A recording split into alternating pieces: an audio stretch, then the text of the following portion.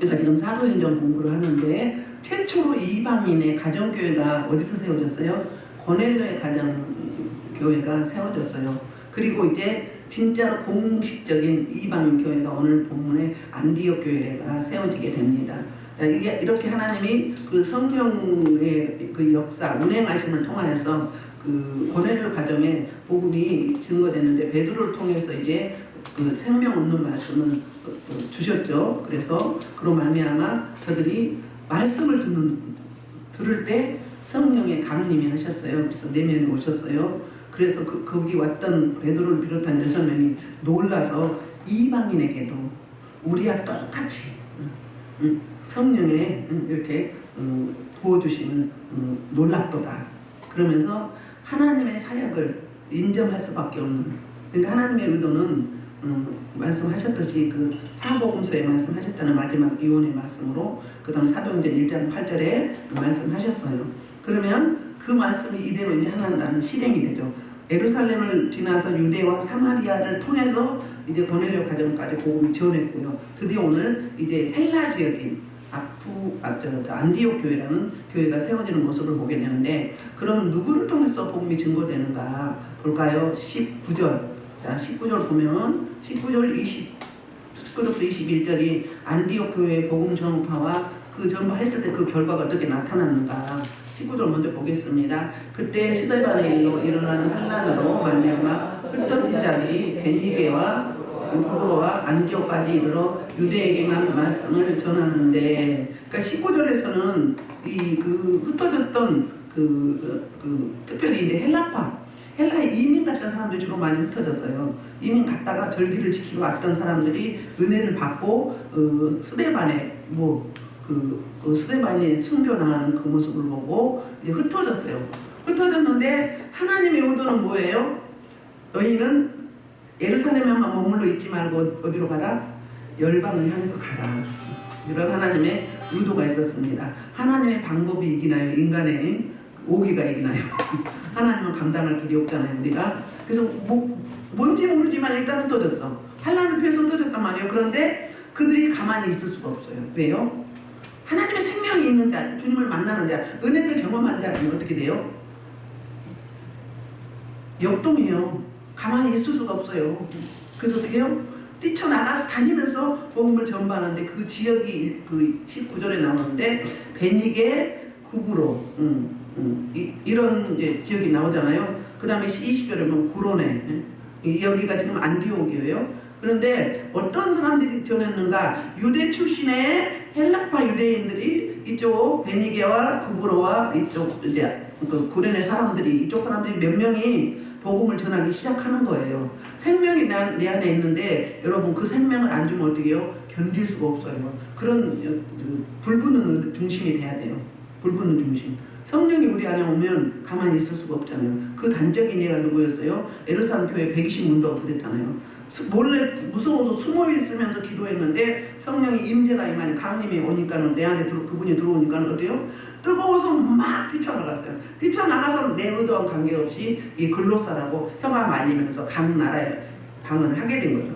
했을 때 듣는 사람들이 귀를 열어줘가지고 알아듣게 하셨어요. 각 나라 말로 16개상 나라 말로 하게 됐잖아요. 그러면 그 사람들이 학교를 많이 나오는 지식인들이 아닌 범인으로 알았다고 이야기를 했어요. 그러면서 베드로가 전파할 때 그 예루살렘 교회에는 말씀을 듣고 나서 그럼 우리가 어떻게 하면 좋겠느냐, 그 말씀이 불방망이 같아가지고 어떻게 하면 좋겠느냐 물었어. 그 방법을 물었더니 뭐라고 하죠? 처방을 주죠. 그 처방이 뭐예요? 너희가 회개하고, 너희가 십자가에 못 박혀 죽인 그 예수 죽인 거를 회개하고 돌이켜 뭐예요? 세례를 받으라. 그러면 어떻게 된다? 그러면 어때요? 그들의 죄악이 사해진다. 로마서 말로 의롭게 된다. 무죄 선고를 받게 된다. 죄 없다함을 받게 된다. 이렇게 알려줘서 그때 뭐예요? 그런 회개할 때 어때? 성령이 강력하게 임했어요. 그러니까 성령의 강림은 그 사람의 뭐라고 해야 되나? 성향, 기질, 그리고 그 위치 있는 그 장소의 여건에 따라서 역사하시겠대요. 근데 고넬료는 어땠어요? 고넬료 가정에는 친구와 친척과 형제들, 가족들을 다 모았을 때 그곳에 말씀을 듣는 순간 강림했어요. 그 다음에 또 이제 그 사마리아 지역에는 빌립의 복음을 전했는데 베드로와 요한이 가서 안수할 때 성령이 임했어요. 그러니까 똑같지 않아요. 각자 여러분들도 달라요. 주님을 만나는 방법이 다르잖아요. 길이 달라요. 그건 누구만 알아요? 하나님만 아는 거죠. 그러나 우리는 그 주님이 우리 안에 오셔서 계실 수 있도록 우리 할 일이 있는 거죠. 그래서 사모하는 자에게 소원을 만족케 하시고 주린 영혼에 좋은 것으로 풍성히 태워주신다고 시편 107편에서 말씀하고 있잖아요. 이분들은 견딜 수가 없어서 복음을 전하는 거예요. 복음을 전했는데 여기 베니게가 어딘가. 베니게는 지금의 레바논이에요. 지금의 레바논. 지중해 연안 지역에서 갈멜산과 그 레바논 이 지역 시돈과 들어있죠. 거기도 여기 레바논에 속해 있거든요. 그래서 마가복음 7장 24절로 30절에서 보면은 예수님도 이 지역에 가셔가지고 이 지역에 간 게 아니라 이 지역의 사람을 어떻게 했어요? 갔죠. 한번 가셨죠. 가서 귀신 들린 여자아이를 고쳐줬어요. 그런 역사가 있고요. 그 다음에 여기를 그 민수기에서는 기띔이라고 이야기해요. 기띔 구약에서는. 그리고 구브로는 사이프러스인데요. 여기에도 그 하나님의 그 유대인들이 많이 살고 있었어요. 사이프러스가 유대인들이 많이 살고 있었고요. 그리고 지중해 그 동부의 위치예요. 안디옥, 다소 그리고 길리기아 지역과 마주하고 있는 섬이에요. 저기 바나바 고향이 어디예요? 구브로예요. 섬이에요. 여기거든요. 그 이쪽 사람 베니고, 그러니까 레바논, 사이프러스 이런 사람들이 이런 지역으로 복음을 전거했어요. 유대인들이 먼저 유대인에게 먼저 전했어요. 왜요? 유대인들의 복음 전하기는 쉬워요. 왜요? 그 사람은 이미 그 토라를 알고 있단 말이에요.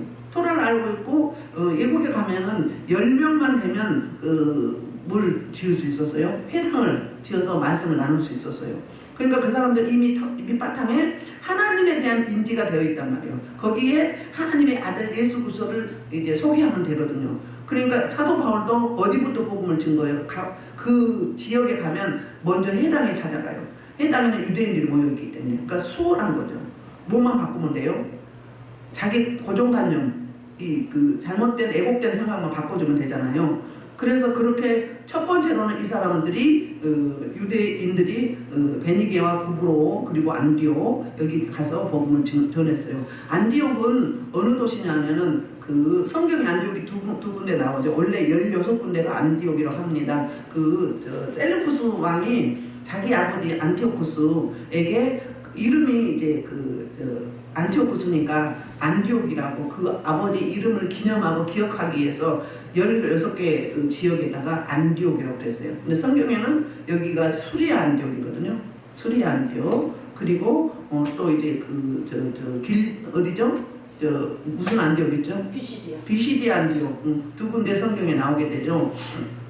그래서 이제 이렇게 복음을 증거하는데 안디옥이 로마에서 세 번째 큰 도시예요. 로마, 그 다음에 알렉산더, 그 다음에 안디옥이에요. 그리고 안디옥이라는 지역은 어떤 지역이냐면 고린도 같은 지역이에요. 고린도 지역이 항구 도시이다 보니까 전 세계 그 인종들이 모이죠. 무역을 하러 모여서 돈이 있으면 뭐가 있죠? 타락이 있죠. 특히 음란하죠. 그랬듯이 이 안디옥 이 지역이 그런 상업 도시였었어요. 그런데 이곳에서 이렇게 첫 번째로는 먼저 이 사람들이 유대인들 중심으로 복음을 전하다가 나중에는 2절에 20절에 보면 그 중에 구브로와 구레는 북아프리카라고 그랬어요. 그래서 몇 사람이 그 안디옥에 이르러서 헬라인에게도 말하여 주 예수를 전파하니 안디옥에는요 헬라 문화권이에요. 언어가 헬라어를 써요. 그래서 이제 이방인에게 복음을 증거하기 시작합니다. 21절 보면 복음의 전파하는 결과가 나와요. 그렇게 증거했는데 어떤 결과가 나왔는가? 안디옥은 그 예루살렘에서 480km 떨어진 먼 길이에요. 자, 21절 시작. 주의 손이 그들과 함께 하심에 수많은 사람들이 모주께 돌아오더라. 복음을 증거했는데 그 결과 어떤 반응이 있었다고요? 주의 손이 그랬어요. 그럼 뭐요? 성령 하나님이 주의 손은 구약 용어거든요. 주의 손이 그러면 성령 하나님이 이야기예요. 성령 하나님이 그들의 손을 들어줬다는 이야기하고 똑같은 이야기거든요. 그들과 함께 복음 전파하는 자들과 함께 하심에 그 결과 수많은 사람들이 믿고 죽게 돌아오더라. 아멘. 복음을 전파하면 반드시 결과는 있게 되었어요. 시간대만 다를 뿐이지. 지금도 우리 장은주 전사님은 매일매일 복음을 전가하잖아요. 이제 기대가 됩니다. 이제 추수 때가 돌아와요. 하나님의 때가 있어요. 인간 때하고 하나님의 때는 다르죠. 그러나 여러분들도 만나는 사람에게 복음을 계속 전하십시오. 복음을 전하지 않으면 골아요. 골아서요 여러분 힘듭니다. 하나님의 생명을 가지고 은혜를 내가 품었다. 그러면 그 은혜를 받았다 그러면 그 은혜를 내가 혼자 갖고 있어야 돼요? 그러면 직무유기예요. 왜 은혜를 주셨을까요? 왜 불을 주셨을까? 왜 생명을 주셨을까요? 전하라고 준 거예요. 안전하면 누구하고 똑같은 거예요? 유대인하고 똑같은 거예요. 유대인하고 똑같은 거예요. 우리만 이대로만 그런 거예요. 자기끼리만 천국 가야 돼. 나머지는 다 어떻게 돼요? 저주받은 자들, 하나님이 버린 자들, 유기된 자들이라고 자기네가 속담한 거죠. 하나님은 땅끝까지 복음을 전파하라고 했음에도 불구하고 그렇단 말이에요. 그런데 여러분 못 전한 분들이 있어. 복음을 안 전한 분들이 있어요. 왜 안 전해요? 자신감이 없어서 그렇죠. 근데요 불 받아봐요. 불 받아봐. 하나님 함께 하시면 안 전하면 견디지 못해. 못 견뎌요. 저는 뭣도 모르고 여기서 처음에 교회 갔다 와가지고 말씀이 있어요? 뭐가 있어요? 그죠? 막 전했어요. 말만 전하면 나오는 거예요. 하나님이 맛을 보여주는 거죠. 제가 한 게 아니라 무조건 전했어. 어떻게? 뭐 진리가 들어가나요? 교회 가십시다. 저 교회 갔는데 불면증이 있는데 잠을 못 자는데 잠을 너무너무 잘 자고 편합시다. 같이 가서 예복을 누립시다. 교회 가십시다. 그럼 따라오는 거예요. 맛을 보여주신 거죠. 그래서 제가 저 부평에 계산중앙감리교회 다녔거든요. 최초로 천집사였죠. 전도를 얼마나 많이 했는지. 또 그것도 그럴 것이 제가 직장에서 600명을 거느리고 있었어요. 그래서 막 조회쓰면서 여러분 좀 타선한 그런 애들 있죠. 막 책 보라고 그러고 교회 가자고 그러고 막 그렇게 전도가 막 되기 시작하는 거예요. 그건 누가 한 거예요? 제가 한 게 아니라 아버지 하나님이 성령 하나님이 하게 하신 거예요. 그렇게 이분들도 못 견뎌서 전한 거예요. 안 전하면 어떻게 화가 있다. 에스겔서 3장에서 뭐라고 얘기했죠? 그 사람에게 복음을 전했는데 그가 돌아오지 않고 죽은다면 그 사람에게 그 피까지 돌아가지만 만약에 내가 그 사람을 알고 스치고 지나갔는데 복음을 전파하지 않으면 어떻게 된다고요? 그 피까지 네 머리에서 받는다고 그랬어요. 우리한테 받는다고요. 안전하면. 근데 형제들한테도 안전한 분도 있어. 응? 아직 때가 아니라고. 때 기다리지 말아. 무조건 전해요. 그건 하나님이 하시는 거지. 뭘 간을 봐. 그렇다고 무식하게 전하지 말고 상황 봐가면서 그렇게 전해야 돼요. 그래서 이렇게 복음을 전하는데 수많은 사람들이 주께로 돌아왔다는 거예요. 할렐루야. 여러분들 교회도 이렇게 수많은 사람들이 여러분을 통해서 복음이 증거되기를 원합니다. 그래서 유대인을 넘어서 이방인에까지 복음이 증거되었어요. 그리고 그 결과로 수많은 사람들이 믿고 주께로 돌아왔는데요. 22절. 그래서 이 소문을 예루살렘 교회에서 듣고 드디어 바나바를 파송합니다. 22절, 23절 볼까요? 시작. 예루살렘 교회가 이 사람들의 소문을 듣고 바나바를 안디옥까지 보내니 그가 이르러 하나님의 은혜를 보고 기뻐하여 모든 사람에게 굳건한 마음으로 주와 함께 머물러 있으라 권하니. 자, 이 소문을 들었어요. 듣고는 누구를 파송했어요? 바나바를 파송했어요. 자, 예루살렘에서 그 안디옥까지 480km면 굉장히 먼 거리거든요. 저 빌립보 교회는 누구를 보냈어요? 빌립보 지역에는 저 사마리아 지역에는 누구를 보냈어요? 빌립 집사. 아니, 빌립집사 복음을 증거했는데 예루살렘 교회에서 소식을 듣고 누구를 보냈어요? 두 사도를 보냈잖아요. 저 베드로와 요한을 보냈잖아요. 그렇죠? 그런데 여기는 어땠어요? 바나바 한 사람을 보내는 거예요. 그럼 뭘까요? 바나바는 사도도 아니에요. 7 집사에도 안 들어갔어요. 뭐예요? 바나바는 그만큼 그 사도들이 예루살렘 교회에서 믿을만한 사람이에요. 바나바는 잘 알죠? 신앙적으로, 인격적으로, 성품적으로 굉장히 균형이 잘 맞는 그런 성도예요. 예루살렘 교회에 그 헬라파 유대인들이랑 각 세계에서 몰려와서 자기 나라로 돌아가지 않고 있는 인생들이 너무 많았잖아요. 그랬을 때 그 사람들을 유대 그 예루살렘에서 다 어떻게 소화할 수가 없었어요. 그래서 어땠어요? 바나바는 구레네 사람인데 구브로 사람인데 어땠어요? 구브로 그 섬 지역에 밭을 팔아가지고 사도들 앞에 헌금을 했어요. 봉헌을 했어요. 그러니까는 적당히 한 게 아닌 거예요. 많이 했던 거예요. 그리고 얼마나 그 상담, 이루를 잘하는지 그 예루살렘 교회에서 공동체가 별명을 지어줬죠. 이로의 아들이라고. 자, 바나바는 믿을 만한 사람이었어요. 자기 자랑에 할 생각이 없어요. 그러니까 사심이 없는 사람이에요. 그래서 우리가 본받아야 될 사람이 바나바와 같은 그런 신앙생활. 그 다음에 바나바는 일 중심이 아니에요. 사람 중심이에요. 업적 중심이 아니고 결과 중심이 아니에요. 가정 중심이에요. 결과가 좋으면 좋지만 가정도 좋아야죠. 그 결과물을 내기 위해서 수많은 인생들이 상처를 받고 나가 떨어지고 세상으로 돌아가고 그렇다면 어떻게 되겠어요? 그 결과 소용이 없죠. 그런데 바나바는 그런 유형이었어요. 2차 성경할 때 조카 마가 1차에서 중간에 돌아왔죠. 돌아와서 2차에 갈 때 같이 가자고 했잖아요. 바울하고. 그랬는데 어땠어요?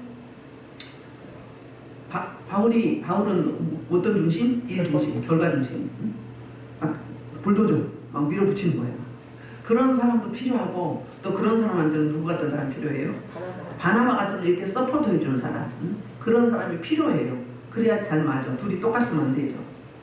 이명옥가 가끔 나한테 막 무조건 밀어붙인다고 하죠. 사실 그런 편이 아닌데 그렇게 이야기를 하더라고요. 그럴 수도 있겠죠.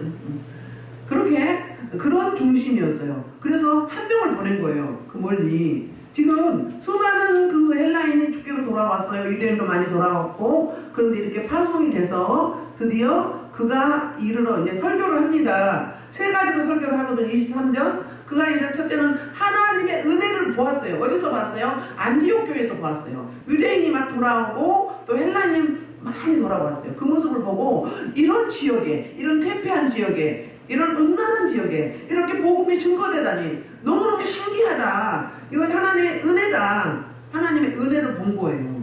하나님의 은혜를 라고 감탄할 수밖에 없는 거예요. 사람의 방법으로는 도저히 불가능한 지역인데 로마서에서 이런 말씀 있잖아요. 죄가 많은 곳에 뭐가 있다고? 은혜가 충만하다 그러죠. 그런 거예요. 그래요. 그래서 하나님이 이 지역을 구원하시기로 작정하신 거잖아요. 그래서 사람을 통해서 복음을 증거했는데 이렇게 수많은 사람이 돌아와서 첫 번째로는 하나님의 은혜를 봤어요. 보고 두 번째 이제 기뻐하여 설교 내용이 이제 은혜를 보고 기뻐했어요. 그 다음에 이제 모든 사람에게 뭐라고요? 굳건한 마음으로 굳건하라. 너희는 요동하지 말아라. 그랬어요. 첫 번째는 설교 내용이 보고 기뻐했고 그 다음에 이제 그 자기 반응이에요. 자기 반응이고 이제 성도들에게는 뭐라고요? 굳건하라 그랬어요. 다른 데 가서도 이 말을 꼭 해요. 그리고 두 번째는 뭐라고요? 주와 함께 굳건한 마음으로 주와 함께 머물러 있으라는 거예요. 굳건한 중심이 돼야 돼. 일희일비하면 안 돼요. 시시비비하면 안 돼요. 은혜가 있는 곳에는요 분쟁이 없어요. 은혜가 있는 곳에 다 어때요? 사랑으로 감싸게 되죠. 근데 은혜가 좀 떨어지면 어때요? 입을 삐쩍삐쩍한 눈을 흘리고 막 판단하고 정죄하고 막 이래. 또 오늘 안 나온 사람들 또 꽤 있잖아요. 아니 왜 안 나왔어? 응? 왜 그래? 이런 분들 있잖아요. 그럴 필요 없어. 하나님의 은혜가 임하면 뭐예요? 허물을 덮어줬어요. 교회가 은혜가 있는 곳이잖아요. 안디옥 교회 은혜가 있었어요. 은혜가 있는 곳에는 그 은혜가 흘러가야 되는 거예요. 은혜를 흘려보내야 돼요. 그 사랑을 전파해야 돼요. 여기 오는 자마다 회복 안 된 사람 봤나요? 보셨나요? 왜 대답이 없어요? 본인들 이야기 해봐요. 본인들 이야기 해보시라고. 그게 뭐예요? 은혜가 머무르기. 은혜가 있다. 그리고 은혜의 사람이다. 은혜의 사람은 얼굴이 부드러워져요. 이게 꼬리가 올라갔던 사람이 딱 내려오고 안정돼요. 그 다음에 활짝 웃어요. 환해요. 빛이 나요. 그게 이제 그 성령 하나님이 저와 여러분하고 함께 있는 사람의 그 외적 표징이 그런 나와요. 내면은 어때요? 주님의 은혜가 임하면 편안해요. 살림이 임해요. 환경은 안 바뀌었는데 너무 마음이 편안해. 주님이 나 안에 오셨다는 내적 표정이 그거란 말이에요. 그래서 그렇게 변하게 되거든요. 그러면서 설교를 하는데 어때요? 마음을 어떻게 하라고? 굳건하게 하라. 요동치 말라. 일희일비하지 말라. 어떤 상황, 어떤 환경 가운데서 어떤 일을 당해도 너희는 흔들리지 말아라 그 말이에요. 그런 마음을 가져라. 두 번째는 역시 뭐라고? 어떻게 해요? 주와 함께 머물러 있으라. 네가 있지 말고 주님과 함께 동행하라 그 말이에요. 주님 안에 내가 있고 주님이 우리 안에 있고 주님이 이곳에 오시고 몸되신 교회 주님이 임재하시고 그 주님과 함께 동행하라는 거예요. 주님을 함께 계속 물으라는 거예요. 어떤 분이 왔는데 아이고 정신이 없어. 전화해도 그래. 그래서 제가 피하긴 피하는데 그치 오늘 온다더니 또 안 왔네. 자기가 기도를 해야 될 거 아니에요. 근데 어떻게 해요? 기도 응답 받아달라고 막 수없이 갖고 와. 막 밤중에도 삐죽거리고 그리고 뭐 별걸 다 물어봐. 그러니까 내가 피하는 사람이에요. 근데 그래도 윤미경 목사님을 신앙권에서 오셨는데 또 여기까지 모시고 왔어. 박미숙 집사님이 아주 사람을 피곤해요. 내가 응답을 받으려고 해야 돼. 내가 기도해야 돼요. 그리고 시시한 거, 목사님들도 그래, 뭐 꽁꽁 거, 어떤 거. 여기 상황은 모르고 무조건 전화를 한 번 했다면 끝까지 해. 계속 해요. 그래서 제가 뭐 했어요? 나중에는 사절했어요. 왜 자기 꽁꽁 거를 왜 해석해달라고 그래? 본인이 기도로 물어봐야지. 언제까지 그럴 건데? 여기 상황도 있는 거 아니에요? 집회를 하는지 예배를 드는지 신방 중인지 무조건 막 해대, 들이대. 그게 피곤해. 별것도 아닌 거 아니고 사적인 걸 가지고 자기 아들이 뭐 박사학위를 받겠느냐 말겠느냐 뭐 유학하는데 뭐 논문이 통과하겠느냐 그런 거 묻지 말라고요. 왜 물어 그 사소한 거를. 내가 기도해 놓고 자꾸 그래야 내가 응답을 받지. 언제까지 응답 받아야 줘야 돼요. 어떤 분이 또 좀 맞선 보는데 그 대상을 할 때마다 갖고 오니까 좀 난감한 거예요. 왜 난감한가? 할 때마다 그 상대방의 그 나쁜 점이 그 이야기를 해야 되니까 괴로운 거예요. 이제는 좀 피하고 싶은 거예요. 어제는 조금 그래도 좀 그중에 제일 낫더라고요. 그런 부분이 애로사항이에요. 그리고 우리는 전화사역도 많이 하잖아요. 수시로 하게 되잖아요. 근데 그 사소한 걸 하지 말라는 거예요. 사소한 걸로. 너희는 먼저 하나님의 나라와 의를 구하라고 그랬잖아요. 물론 자신들의 입장에서는 그게 급할 수 있어요. 그럼 내가 엎드려야지. 왜 그냥 응답을 받아서 주는 것만 똑똑 받아먹으려고 그래. 그건 놀고 싶어요. 자기가 기도력으로 돼야지. 내 중심을 드려야지. 그래야 길이 나요. 그래야 길이 나는 거예요. 여러분한테 기도 응답 받는 방법을 알려드렸죠. 어떻게 해요? 기도하시고 말씀하소서. 그리고 좀 잠깐 기다려. 기도해놓고는 막 다음 걸 막 다다다다 하지 마시고 그때 응답 받는 거예요. 그 다음에 기도 끝난 다음에 어떻게 해요? 우리만으로 기도합시다 하고는 기다리고 기도하시고 말씀하옵소서 제가 듣겠나이다. 우리 지난번에 막 선포기도 하고 그럴 때는 그거 했거든요. 그게 응답받는 그 습관을 여러분들 시켜주는 거예요. 그게 길이 나야 돼요. 하나님과 나 사이에도 길이 나야 돼요. 길이 안 나면 빡빡해요.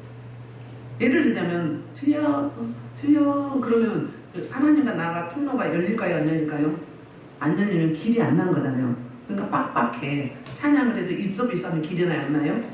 중심을 들여서 나도 모르게 이 심령이 열리면 어때요? 힘이 주어지면서 막 세게 나가. 찬양이 기도도 그렇잖아요. 그러다가 이제 어느 정도 되면은 이렇게 힘이 빠지면서 임재 들어가잖아요. 그 단계를 쭉 가주시면 여러분들이 응답 다 받을 수 있어요. 응답이 오는데 습관이 안 돼갖고 뭐가 그냥 스쳐 보내는 거예요. 그러니까 주님이 뭐라 해요? 야야 나도 말 좀 하자. 네가 물었으면 내 답을 기다려야지 이런단 말이에요. 근데 우리는 우리 생각만 해. 막 주워 삼키기만 해. 막 주워 삼켜. 진짜 응답을 받아야 되는데 그거는 안 기다린단 말이에요. 그게 하나님 동행이에요. 주고받고 내가 질문하고 주님이 답하고 주님이 질문하면 내가 답하고 그게 동행이라고요. 나란히 걷는 거야. 나란히. 그런 에녹이 그랬잖아요. 지금 어디 할 차례예요? 이제 드디어 24절은 바나바를 소개해요. 바나바가 어떤 사람인가 세 가지로 소개하거든요. 24절 시작. 바나바는 첫째는 착한 사람이요. 두 번째는 성령이 충만한 사람이요. 세 번째는 믿음이 충만한 사람이라 그랬어요. 그래서 바나바가 이런 사람이기 때문에 그 결과로 큰 무리가 죽게 더하더라 그랬어요. 이미 유대인들을 통해서 이제 유대인교 출신과 헬라인들에게 복음이 증거돼서 수많은 사람들이 왔는데 바나바가 얼마나 사람들을 잘 맞아주고 초신자들을 잘 설명을 하고 설교를 얼마나 잘하는지 설득력 있게. 그러니까요 바나바의 이런 그 세 가지 성품 때문에 이런 사역 때문에 어때요? 큰 무리가 죽게 더해지더라. 그러니까 이 탄력을 받은 거예요. 원래 이제 막 사람들이 오기 시작했는데 바나바를 보고 더 오는 거예요. 초신자들은 사람을 보고 와요. 환경도 봐요. 초신자들은 내가 이웃을 전도한다고 합시다. 그러면 맨날 싸우고 치고받고 하는데 막 동네 사람들한테 피해를 줘. 싸우면서 누가 생각나요? 그런데 그러면서 지지고 하면서 내가 하고 다니면 깨끗하고 막 그래. 예수 믿는 거 같지가 않아. 그런데 우리 교회 갑시다. 예수 믿고 공부받읍시다. 예수 믿고 천국 갑시다. 뭐 이렇게 이야기해요. 그럼 뭐라고 이야기하죠? 너나 잘해라. 이래요. 그런데 예수 믿자고 말을 안 해도 어때요?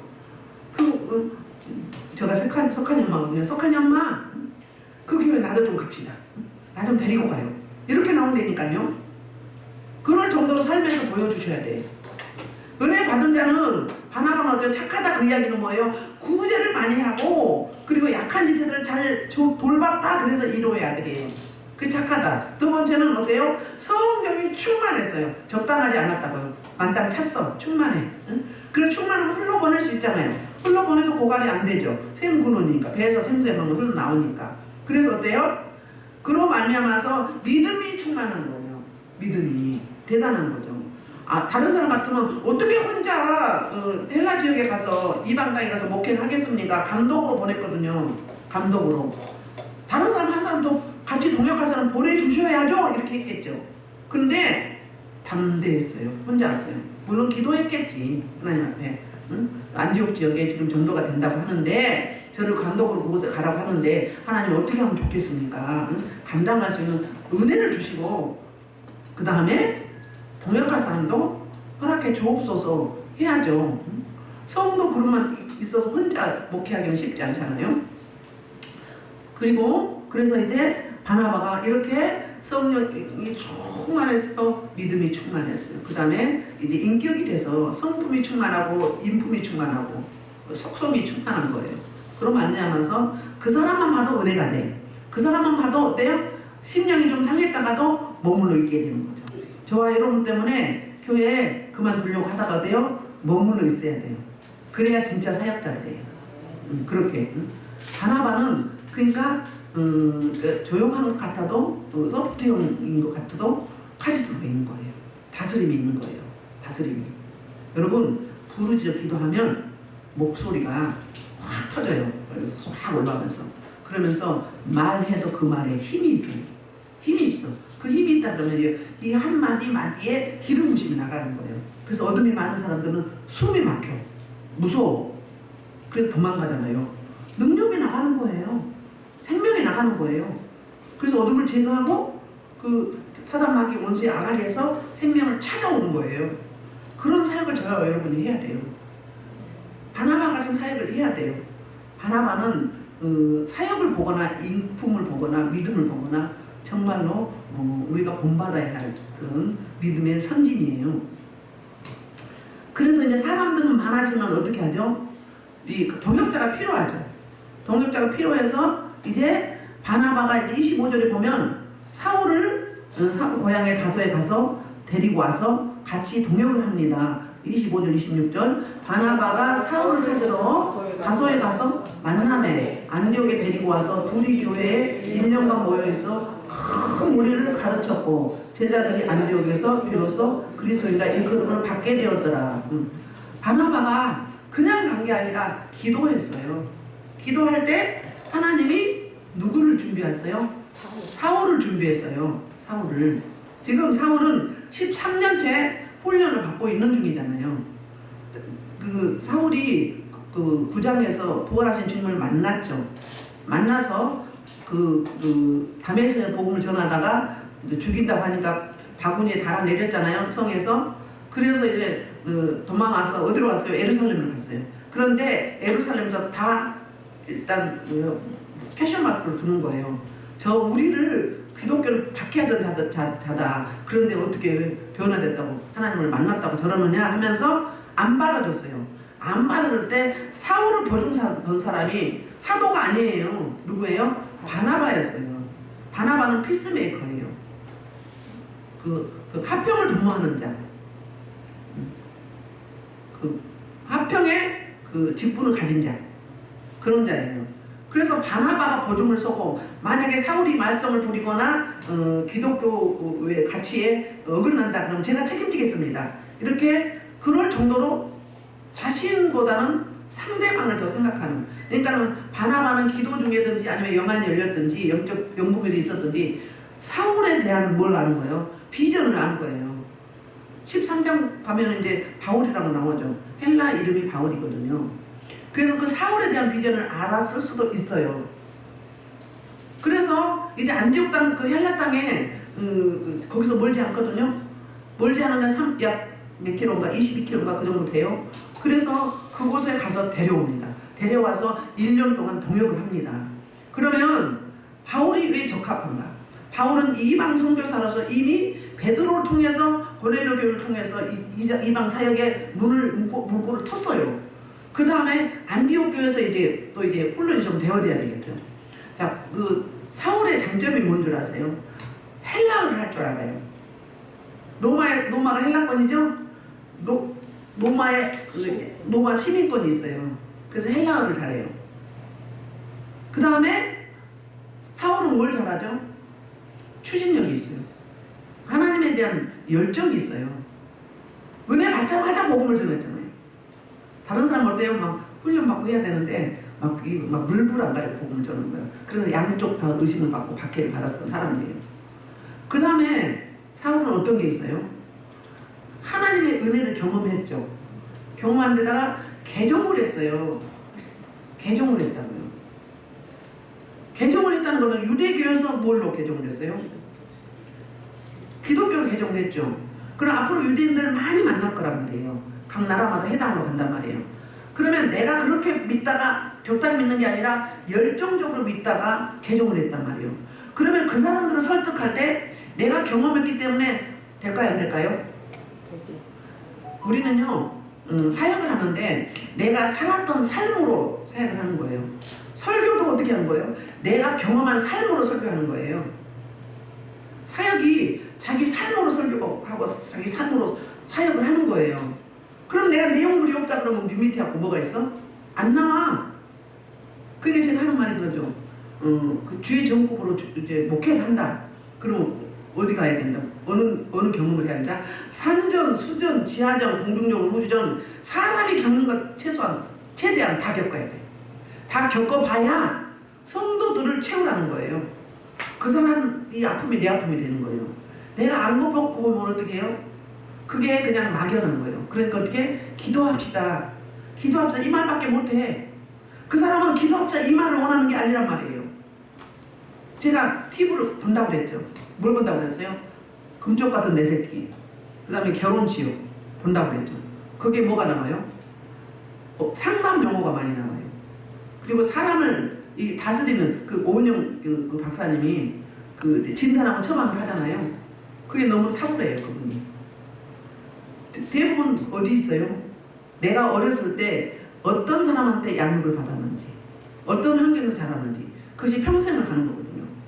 그러면 이 사람이 이렇게 나올 때는 저 가정이 양육자가 이랬겠다 나와요. 그래서 여기서 0으로 하면 안 되는 게 없어요.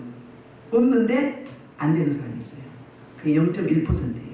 그 사람들은 어렸을 때 너무 심각한 억압을 당하거나 강압을 당하거나 폭행을 당하거나 충격적인 일이 있는 사람, 그 내 시냅스에 저장이 돼 있어요. 그래서 그게 어떻게 해요? 평생 가요. 그것에 의해서 가는 거예요. 프로그램이에요.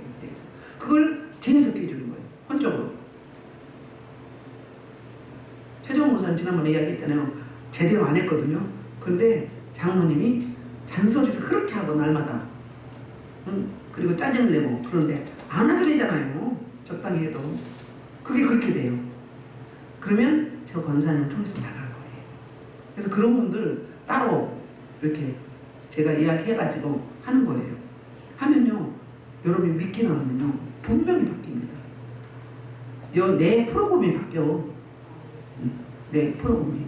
그래서요, 진짜 그때부터 내 삶을 사는 거예요. 그동안은 남의 삶을 사는 거예요. 이런 원리가 있다니까요. 여러분들이 술 주정하는 분, 내 아버지가 술 주정을 하셨죠? 폭행을 했죠? 그럼 그 아빠가 좋았을까 나빴을까? 미워했겠죠. 그 다음에 엄마가 그 폭행당하고 술 주정 받고 맨날 그렇게 사는 엄마가 불쌍했을까 안 불쌍했을까? 애증의 관계가 있겠죠. 나는 저렇게 살지 말아야지 이랬을 거 아니에요. 딱 두 가지가 나와요. 미워할 때, 싫어할 때, 충격받을 때 내 안에 어둠이 들어와요. 상처를 타고. 그래서 집을 짓고 살아보고 히브리서 쓴뿌리라고 그래요. 그래서 내 인생을 조종하는 거예요. 내 아버지가 그랬던 아버지 타르스 귀신이 내 인생을 조종해요. 조종을 해서 어떻게 해요? 내 인생이 아니지. 그거에 지배당해서 내가 사는 거란 말이에요. 그 엄마하고는 어떻게 됐어요? 애증의 관계로 혼이 묶였어. 그거 뭐 솔타이라고 해요. 전문용어로. 그럼 어떻게 해요? 아버지 같은 남편을 만나서 엄마 같은 사람이 살게 돼. 근데 내가 이 아버지 상처를 처리하죠. 그러면 떠나가잖아요. 그러면요, 그 남편이 안 그래요. 그럼 누구 때문에 그랬을까? 누구 때문에 그랬을까요? 나 때문이에요. 나한테 그 영이 있기 때문에 그런 사람을 만나게 돼 있어요. 자석이 쇠를 땡기듯이. 그러니까 내가 처리하면 어떻게 돼요? 상대방이 안 그래요. 기독교는요, 자기 적용이에요. 기독교는 다른 사람, 타인, 배우자, 자녀 적용 아니에요. 내가 변하면 관계가 바뀌어요. 은사가 나와요. 환경이 열려요. 이게 기독교의 원리예요. 그대로 가면 그대로 돼요. 되나 안 되나 보세요. 여기서 주장하는 그거잖아요. 진짜로 그렇게 된다니까요. 그걸 누려야 진짜로 그리스도인이에요. 그러기 전에는 뭐예요? 그냥 혼합주의? 세상 교회와 같이 겸하는 거예요. 우상숭배한테 겸하는 거예요. 아니면은 지식적인 신앙? 그렇게 되는 거예요. 제가 말하는 겁불신앙이나 건수신앙, 생수신앙이 아니라는 거예요. 생수신앙 가면은 안 뒤집을 애들이 안 변할 수가 없어요. 안 변할 수가 없어요. 사울이 변했잖아요. 뒤집어졌잖아요. 폭행자에서 해방자에서 박해자에서 뭐 됐어요? 전파자가 됐잖아요. 자랑하는 자 증거자가 됐단 말이에요. 그렇게 될 수밖에 없는 거예요. 그 단계를 가야 돼. 그 단계를 안 가면 어때요? 관념적인 신앙, 막연한 신앙, 피상적인 신앙이 되는 거예요. 하나님도 그렇게 느껴지는 거예요. 내 하나님이 아니라. 그렇다니까요. 여러분 진단해 보시고. 그래서 저는 그걸 늦은 시간에 하는데 가급적이면 봐요. 그래서 사역에 도움이 돼요. 여러분도 보실 수도 보세요. 대부분 부모가 자녀가 문제인 것 같죠? 부모가 문제예요. 그래서 그 오영 박사님이 처방을 해주죠. 그럼 어떻게 돼요? 진짜로 바뀌어. 전혀 안 바뀔 것 같은데 막. 선생님한테도 심한 욕을 하고 막 모명감을 줘요. 다 있는 데서. 자기 친구들 있는 데서. 학생들 있는 데서. 그런 애가 딱 순종적인 애가 돼요. 그러니까 교육의 효과, 학습의 효과는 대단한 거예요. 우리도 그렇게 해야 되잖아요. 그렇게 해야 되잖아요. 그래서 들어보면 진단이 나와. 그래서 사역이 어때요? 좀 수월하죠. 그리고 그 사람이 해결받잖아요. 해결받는 거 어때요? 오, 살아계신 하나님. 만나지는 거지. 그런 일들이 있게 되거든요. 그래서 그러니까 바울이라고 합시다 그냥. 어차피 바울인데. 바울은 여러 가지 장점이 있었어요. 헬라어를 알죠? 그 다음 헬라어의 문화권을 알아요. 헬라의 문화권을 알아야 복음 전파하기 훨씬 수월하죠? 헬라어 문화권을 살았기 때문에. 그 다음에 개종한 역사가 있단 말이에요. 개종한 역사가 있기 때문에 유대교 교인들을 개종시키는데 결정적으로 쓰임받을 수 있는 거니까 준비된 자, 훈련된 자, 그런 자가 돼야 돼요. 응? 보통 올라가지고 그냥 무조건 기도합시다 이렇게 하지 말고 맞춤 사역이 이루어져야 돼요. 그래서 하나님이 예비해 주셨어요. 그러니까 이 안디옥 교회만 가면 안 믿던 사람 헬라인들이 우상 숭배하는 자들이 아니면 유대계 사람들이 이 안디옥 교회만 하면 어떻게 돼요? 헐크닥 뒤집어진 거예요. 어떻게? 너무너무 다른 사람이 된 거예요. 사람이 되는 거예요. 그래서 최초로 그리스도인이라고 그랬어요. 그리스도인이라고 불렀어. 이건 누가 불러줬어요? 교회에서 부른 게 아니에요. 기독교에서 불러준 게 아니에요. 안 믿는 사람들이 불러주는 거예요. 자, 이건 뭐예요? 예수 그리스도를 따르는 자, 그리스도와 함께하는 자. 그러니까 다른 말로 하면 쟁이. 우리 기술자들 쟁이라고 그러죠. 그리스도께 미쳤다. 예수에 미친 자들, 예수에 몰입된 자들, 골수분자들, 이런 이야기도 같은 이야기예요. 그렇게 불러줬어요. 성경에서 이렇게 언급된 곳이 세 군데 있어요. 사도행전 26장 28절, 베드로전서 4장 16절, 그 다음에 또 오늘 본문에 이렇게 그리스도인이다 이렇게 불러줬어요. 그러니까 구별됐다. 세상 사람하고 다르다. 우상숭배하고 다르다. 저와 여러분들이 이런 호칭을 받아야 돼요. 뭔가 달라도 다르다. 뭐가 달라도 다르다. 그 사람들 때문에 우리 오는 사람도 그런데 시험 든 사람 많잖아요. 교회 다니는 뭐 장로님이 뭐 돈 빌려가고 안 주고 뭐 투자한다 해서 사기쳤다고 그러고 막 하잖아요. 그런 경우에는 어때요? 하나님의 영광 가리게 되는 거죠. 그리고 그 어린 신앙들은 세상을 돌아가게 하는 거잖아요. 그런 분들이 최근에도 우리 교회에 왔거든요. 자, 이번에는 그래서 27절, 자, 그때 선지자들이 예루살렘에서 안디옥에 이르니 그랬어요. 26절부터 26절, 그러니까 27절부터 30절, 26절 30절은 예루살렘의 큰 흉년의 소식을 듣게 돼요. 그래서 부조하는 모습을 보거든요. 자, 이 교회가 안디옥 교회가 왕성하게 되니까 예루살렘에서 또 성도들이 안디옥에 이제 방문하게 되는 거예요. 그러면서 그 중에 28절 그 중에 아가보라는 한 사람이 일어나. 아가보가 선지자죠. 예언하는 자예요. 그 사도 바울이 그 에베소 교회에서 이제 그 에베소 장로들을 모아가지고 기도할 때도 그쪽에서 그랬죠.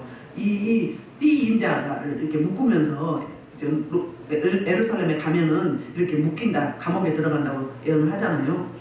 이 성령으로 말하되 천하에 큰 흉년이 들리라. 자, 흉년 소식을 이야기해서 예루살렘 쪽에 그랬더니 진짜로 그때 로마의 글라우디오 황제 때 진짜로 그렇게 된 거예요. 그래서 제자들이 각각 그 힘대로 유대에 사는 형제들에게 그러니까 구제하기로 작정하였다고 했어요. 그러면 이제 기도에 들어가겠죠. 전 성도들이 이렇게 기도하면서 이제 부조를 하죠. 그래서 계획만 하는 것이 아니라 그 계획을 어떻게 하는 거예요? 실행하는 거예요. 그게 30절이에요. 이를 실행하여 바나바와 사울의 손으로 장로들에게 보냈어요. 아멘. 저와 여러분들이 우리 교회도 저는 그렇게 선포를 했어요. 우리 교회에서 베트남이나 어디 라오스에 교회 자체에서 하나 세우고 우리 가정에서 하나 세우고 나머지 8개는 우리 성도들을 통해서 세우길 원한다고 제가 선포를 했어요. 저 기도하고 있어요. 혼자 못하면 어떻게 12일반으로 500씩 모아도 되고 안 되면 100이라도 추가하고. 그래서 개미 부대들 또 그렇게 하면 할 수 있거든요. 그 돈이 더 소중한 거예요. 그 돈이 더 귀한 돈인 거거든요. 이 땅에 태어났는데 우리나라에 매덕들에서 교회는 못 세울 줄은 베트남에 라오스에 2천만 원이면 된다는데 그건 못 세워요? 그것도 못 세우고 간다면 하나님께 뭐라고 얘기할 건데. 응? 그 다음에 저와 여러분이 복음을 가졌어요. 생명을 가졌으면 전해야 돼요. 전해야 될 사명이 있는 거예요. 저와 여러분을 먼저 구원시키는 하나님의 목적이 있죠. 그 목적은 뭐예요? 다른 사람에게 복음을 전파하고. 유대민족을 먼저 선택한 목적이 뭐예요? 다른 나라에, 이방 나라에, 타민족에게 이 복음을 증거하라고 먼저 택했거든요. 마찬가지예요. 그래서 복음 전파는 100번을 강조해도 뭐예요? 지나치지 않은 거예요.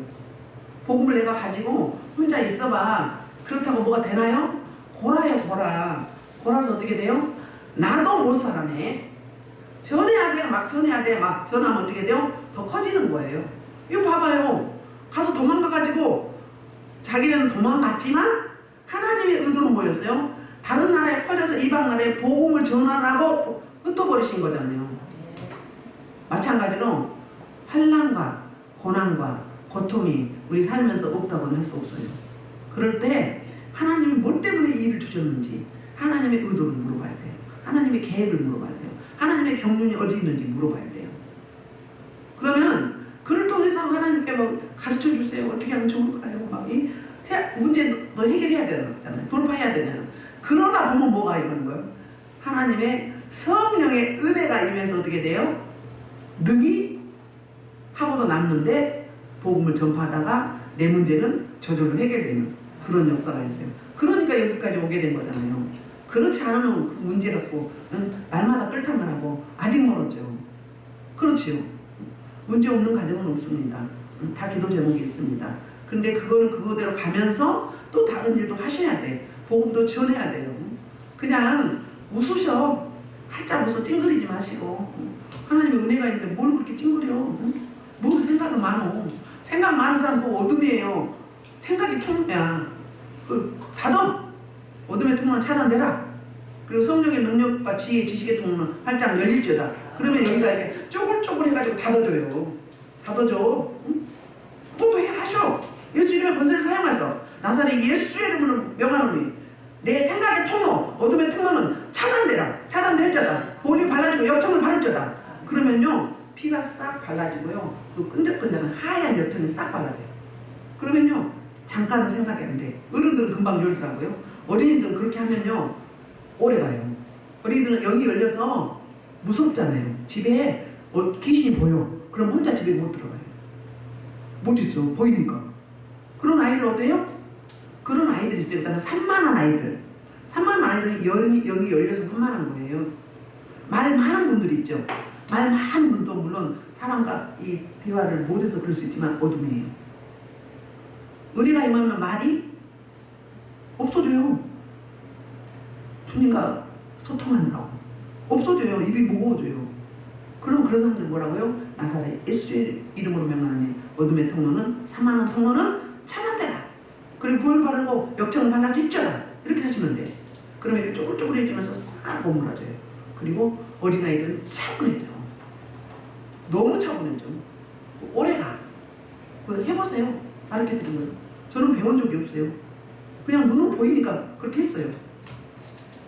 귀 안 들린 분, 귀 난청이 있거나 이명이 있거나 환청이 들리거나 또 뭐 있어요? 이석증 있어.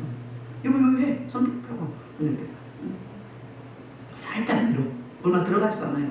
그럼 어둠이 있으면 손 뺄 때 펑 그래요. 타이어가 터진 것처럼. 그럼 어떻게 돼요? 어떤 사람은 지금 피고름이 나와요. 피고름이. 그래가지고 어떻게 돼요? 이 병원에 가면은 다 그렇진 않은데 병원에 가면은 이 고막이 나갈까 그래요. 인공을 해야 된다 그래요. 그럼 가시지 마시고 오세요 그래요. 정문찬 목사님이 둘째 여동생이 그랬거든요. 그때 제가 확인을 시켜줬어요. 둘이 동생하고 같이 하는데 그 가지 말라고 그랬어요. 그 다음에 왔어. 어때요? 귀 구조가 싹 바뀌었어요. 여러분들 하시라고 알려드린 거예요. 예수님이 그랬잖아요. 예수님이 말 못하는 어눌한 자에게 침을 발라서 손가락으로 넣어서 에바다 하셨어요. 귀가 안 들린 사람한테 어떻게 했어요? 손가락을 넣어서 에바다 했어요. 열려라 했어요. 그러면요 없어져요. 어떤 사람 한 번에 된 사람이 있고 어떤 사람 몇 번 해야 되고 사람마다 다르는데 직방이에요. 해보세요. 제가 두 가지 팁을 드렸어요. 산만하고 생각이 많은 분들 열려서 그렇다. 그러면 이 열린 사람들은 하나님 것으로 채워야 돼요. 하나님 것으로 채워야 돼. 하나님 것으로 안 채우면 어떻게 되는 거야? 어둠이 장악하는 거예요. 어둠한테 틈을 주는 거예요. 뭔 생각이 그렇게 많아? 복음은 단순 명료해요. 쿨해요. 안 복잡해요. 그런데 그런 생각이 왜 이렇게 많아? 5만 원 다 해. 다 끌어와. 끌어오는 거예요. 생각으로 어둠을. 왜 그래? 왜 짝짝꿍해? 물리쳐야지. 거부해야지. 예수 이름의 권세를 사용해야죠. 왜 안 하냐고. 사용하시라고. 그거 알려드린 거예요. 진짜 그렇게 돼요. 정말로. 하나님은 신비해요. 귀 구조가 바뀌어버린다니까요. 특별히 귀 속에 난청이 있거나 또 환청이나 이명 들리고 이런 분들은요. 귀 구멍이 커요. 그 다음에 거기에 습해. 귀가 이게 넣으면 많이 안 들어가요. 습해. 그런데 한 번만 해도요. 그 습한 게 싹 없어지고 귀 구멍이 큰 게 싹 정사 못해요. 그러니까 믿음으로 하셔야 돼. 믿음으로. 그리고 급하게 생각하지만 한 번 안 되면 또 하셔. 그러니까 이제 그래도 이제 저기는 안 가도 되잖아요. 뭘 입은 거 안 보내도 되잖아요. 그렇죠? 어떤 분은 우리 우리 서현수 집사님 왜 이렇게 늘씬해졌어요? 그랬더니 두 번 변을 엄청나게 봤대. 변을 엄청나게 봐버려. 뭐가 나간 거지? 발귀신, 똥찍귀신 나가는 거. 그리고 몸이 가뿐해진 거지. 가벼운 거지. 어떤 사람은요, 막 피를요, 막 이 변기에 가득 채워요. 그런데 피를 보니까 깜짝 놀랐는데 자기 자신은 너무 시원한 거야. 뭐가 나간 거죠? 암이나 정암이나 혹이나 이런 게 나가는 거예요. 그러니까 그러면은 병원 가지 말고 저한테 전화하라고 그러잖아요. 그러니까 오늘도 여러분 사역 받으시고 혹시 오늘은 시원한데 큰 게 나가면 내일부터는 얻어맞은 것 같아요. 그럴 때는 전화로 받으세요. 전화로 받아도 나아요. 그런 사람 많잖아요. 박혜경 간호사님 아들은 어떻게 했어요? 식사하다가 눈이 너무 이거 뭐예요? 비염이 너무 심해서 꽃가루 막 너무 뚫리고 막 이게 손수건 들고 다니는데 잠깐 했는데 2분도 안 했는데 나와버렸어. 아무렇지도 않아. 전화로 정향도 나고 암도 나고 귀신도 드러나고 애국해도 해요. 그래도 되고 믿음이에요. 믿음. 그러니까 활용하세요. 사용하세요. 활성화하면 할수록 영적으로 감각이 생겨요. 사용 안 하면 어때요? 녹슬어요. 녹슬어서 있던 것도 어떻게 돼요? 못 쓰게 돼요. 다 갈아엎어야 돼요. 새 것으로 바꿔야 돼요. 그러니까 우리는 반복이 능력이에요. 이분 오늘 이 안디옥 교회 이야기하다가 딴 이야기를 봤는데 말씀을 정리하면 안디옥 교회에 이방인 헬라권에